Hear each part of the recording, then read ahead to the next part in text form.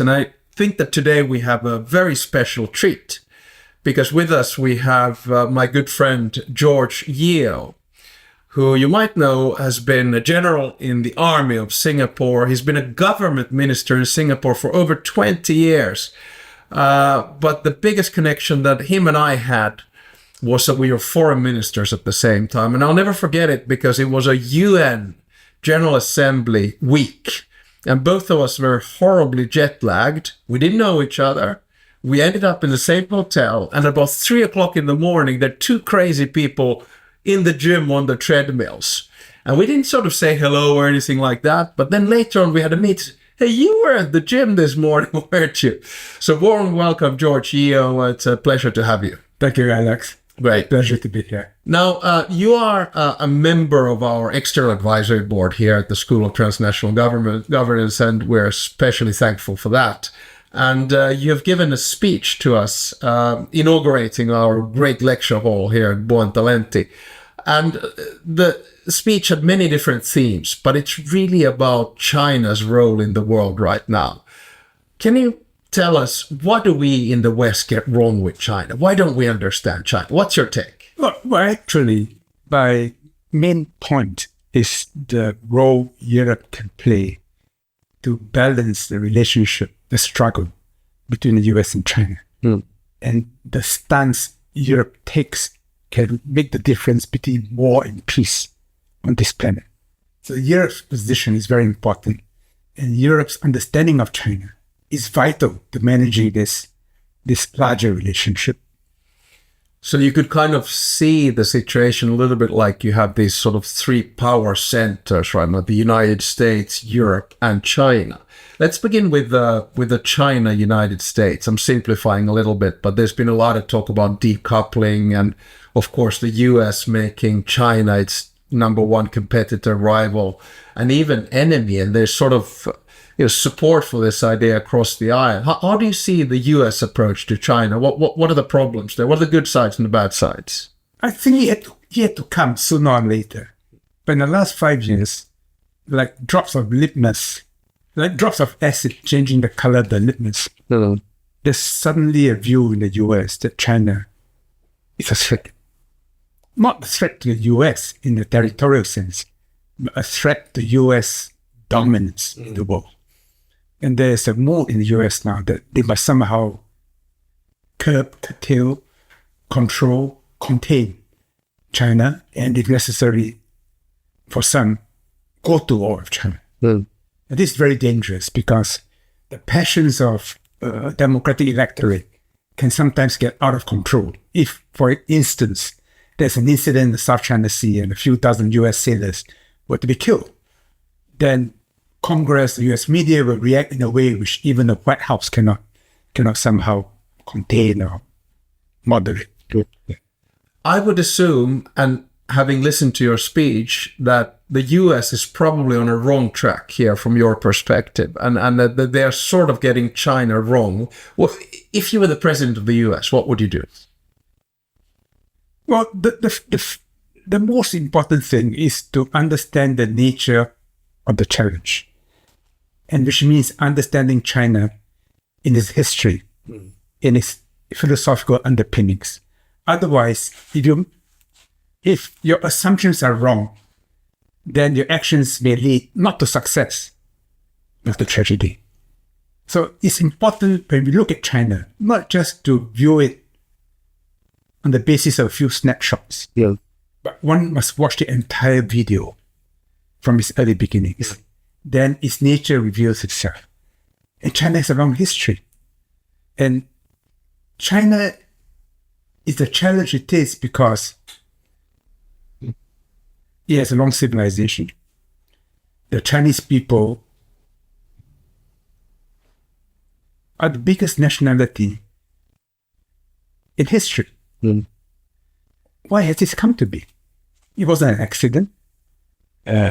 China, with a population of 1.4 billion, is 92% Han. How can such a large country be so homogeneous? It cannot be by accident. It cannot be because of the policies of one or two dynasties. it is deep in the culture that they're most comfortable among themselves. You take Europe. Europe has about maybe half the population of China. And we're in Italy, we're in Florence, you're from Finland. Each has its history, its traditions, its heroes, its myth.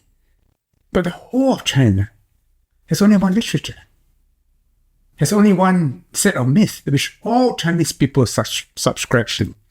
And because of the nature of this civilization, it has a very different character.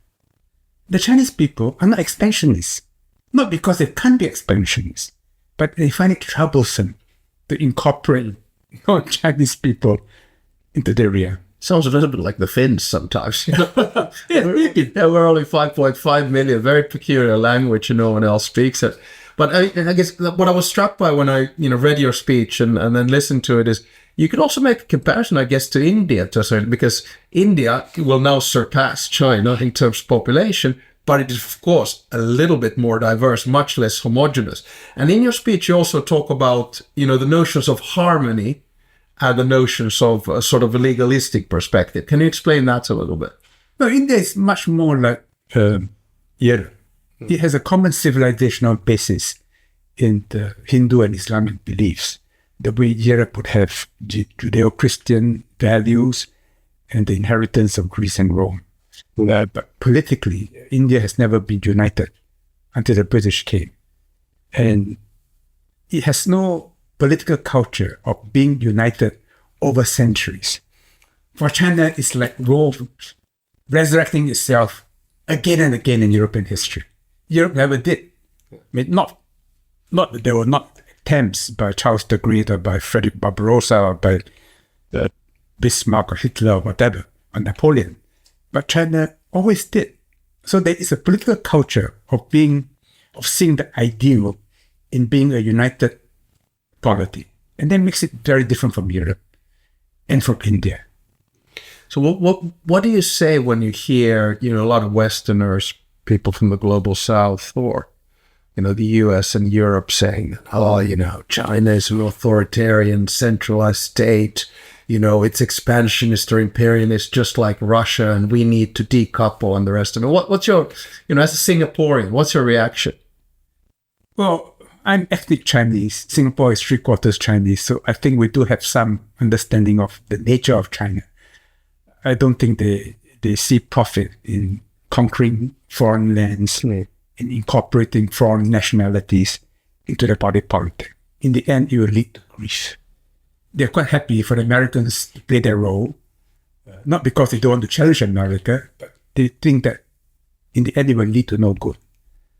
They're too old, they've seen too much to see benefit in trying to impose their values on others. Their approach is this: I have not problems with my family. It's a big family, a lot of problems.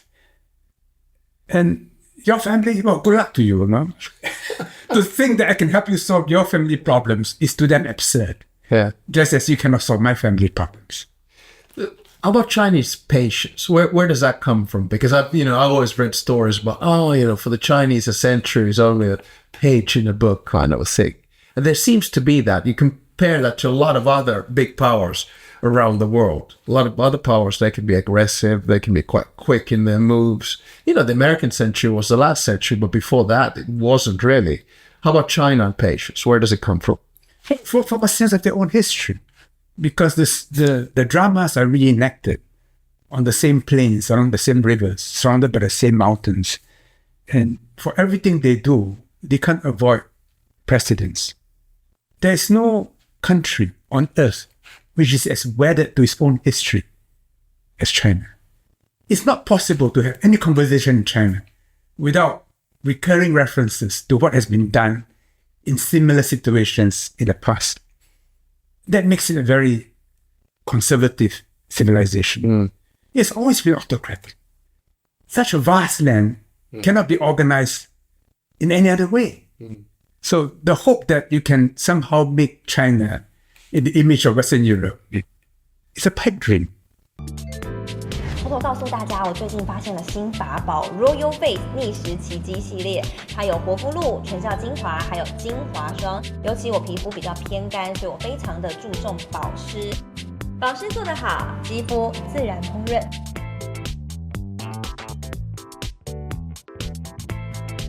提亮肤色更年轻，抚平皱纹超有感，而且气色变好。用心保养，每天都更美一点。